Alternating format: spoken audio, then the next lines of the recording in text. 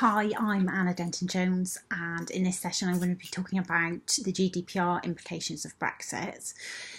You may be feeling that you've only just got to grips with the GDPR anyway, and now there's potential change with Brexit. This is hopefully going to reassure you that it's not going to be too great a change. There's the EU withdrawal bill that comes into force at the moment that we leave on the 29th of March. If that happens, who knows at this stage. At that point, all European law that's in force at that point in time, immediately before that act becoming law in the UK, gets transported into UK law. So all the case law, all the legislation will remain. So the GDPR is very much part of UK law going forward, so there won't be anything to worry about there.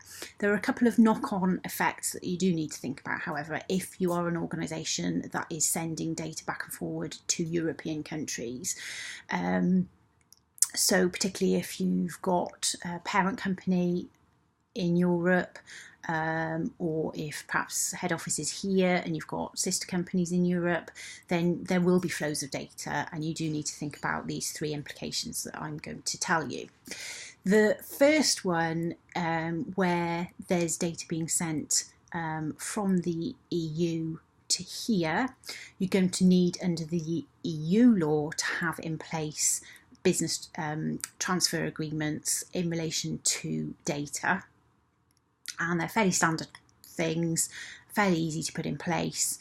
You could even have them in place with a conditionality on only coming into force if Brexit happens, and that will keep the European side of things happy.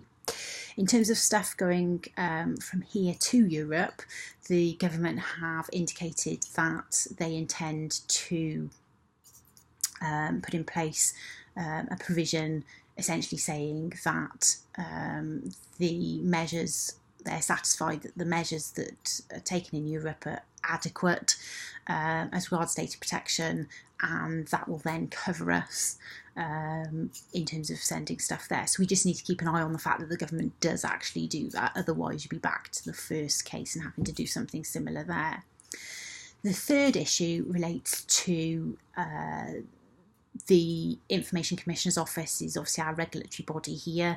Lots of European companies have chosen the ICO as their regulatory body, and within groups of companies it's been nominated as the lead authority across Europe. Obviously once we're out, that won't be able to be the case anymore, and European groups of companies are going to have to pick somewhere else in Europe to be their European regulator.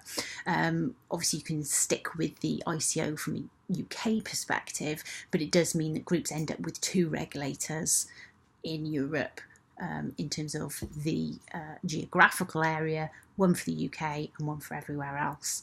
I hope that makes sense. Please do give me a call or email me adenton@refreshinglawltd.co.uk if you've got any questions. Thank you.